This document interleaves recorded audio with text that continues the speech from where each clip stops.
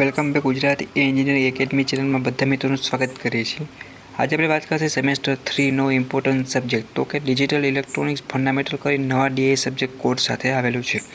તો ઘણા બધા મિત્રોને ટેન્શન થશે કે આ સબ્જેક્ટ પર શું વાંચવું, કેટલા પ્રશ્ન કરી જવા, ઇંગ્લિશમાં ગુજરાતીમાં પ્રશ્ન મળશે કે નહીં, કેટલું વાંચી તો માર્ક્સ મળશે, કઈ રીતે માર્ક કપાઈ શકે છે, કઈ રીતે પેપર લખવું તો માર્ક્સ સારામાં સારા મળે અને સ્કોર નહીં પણ આરામથી AB ગ્રેડ સાથે અને ઘણા મિત્રોને પાસ થવું હોય તો બધા જ પ્રોબ્લેમનું સોલ્યુશન સાથેનો digital electronic fundamental semester 3 computer બ્રાન્ચમાં આવતો